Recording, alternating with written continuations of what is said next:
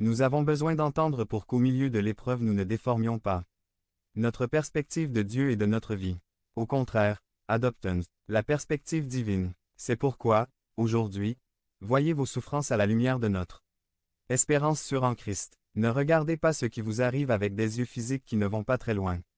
Regardez vos afflictions avec les yeux de la foi et de la liberté que la parole 880 de Dieu nous donne aujourd'hui.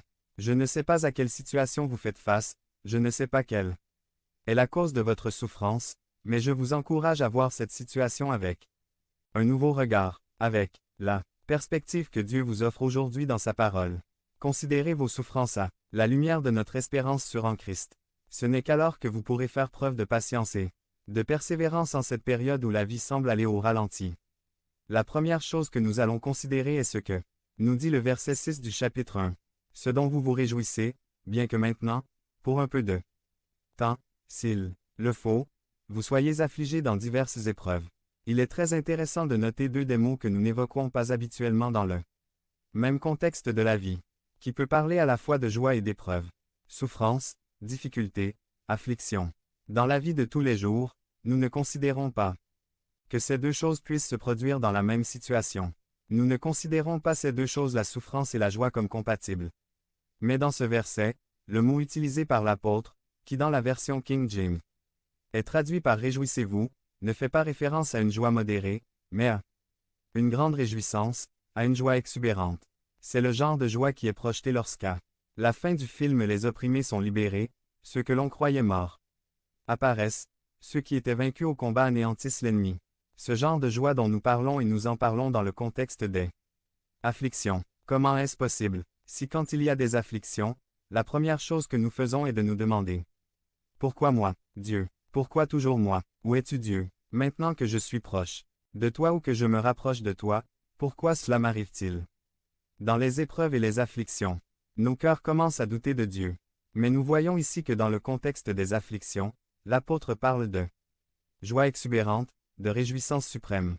Le verset 6 dit, dans lequel vous vous réjouissez. À quoi fait référence dans lequel? Qu'est-ce qui produit une telle joie dans la vie de ceux qui sont éprouvés? Les versets 3 à 5 de 1 Pierre 1 nous montrent où une telle joie trouve son fondement au milieu des épreuves. Nous pouvons expérimenter cette joie lorsque nous regardons nos afflictions du point de vue de l'espérance fondée sur l'œuvre de Dieu.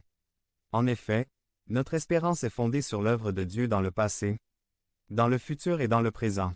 Tout ce que l'apôtre dit dans ces versets n'est pas un bon souhait ou un j'espère que cela arrivera. Sinon, il le dit avec une certitude et une certitude totale. Car l'œuvre de Jésus-Christ a été achevée et a apporté cette grande bénédiction à chaque enfant de Dieu. Ces faits marquent notre identité et cette réalité est le fondement de toute espérance dans la vie chrétienne. V. 3 Béni soit Dieu et Père de notre Seigneur Jésus-Christ, qui, selon sa grande miséricorde, nous a fait renaître à une espérance vivante par la résurrection de Jésus-Christ d'entre les morts. 881. La première chose que nous voyons est comment notre espérance est fondée sur l'œuvre de Dieu. Dans le passé, Dieu, par sa grande miséricorde, à travers l'œuvre de Jésus-Christ, vie, mort et résurrection, nous a donné une nouvelle vie caractérisée par une espérance vivante, une vraie relation avec Dieu à travers Jésus-Christ, une relation croissante que nous n'avons que par sa grâce et par la puissance de l'Évangile. Jésus-Christ a achevé son œuvre en ressuscitant des morts, notre espérance est assurée. C'est quelque chose que Dieu a déjà réalisé dans le passé. Volume 4 pour un héritage incorruptible, sans souillure et qui ne se flétrit pas.